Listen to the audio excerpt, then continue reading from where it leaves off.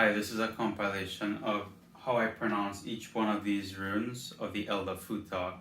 The pronunciation I'll be using here today is as close to as possible from my research as I've gotten the pronunciation of the Old English of these runes.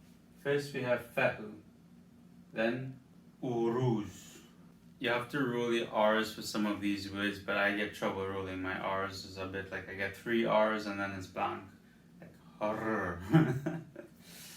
But Thorisas, Onsus, Raitho, Kanos. This one over here, from what I've understood, is that early English. They didn't have that hard G sound, but instead it was a more guttural sound, like in the back of your throat.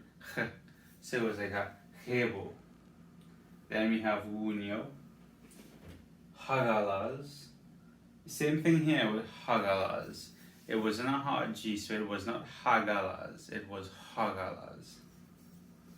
And we have now these, Isa, Yera.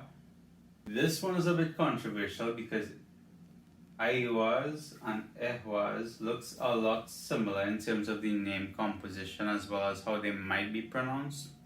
But it said that Aiwas was supposed to be between the pronunciation of the vowels I and E, but there's very little in between that. But you can think of it as using a hard A pronunciation. So Aiwas, Peathro, Peathro, Aliz.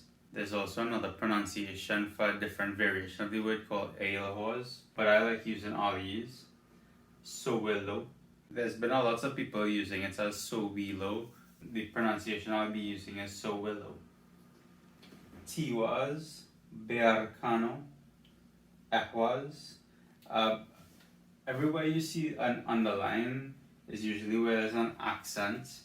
So Ehwas, Aiwas. Notice the emphasis is on the E and the emphasis on the H here. So Ehwas, while this is Aiwas.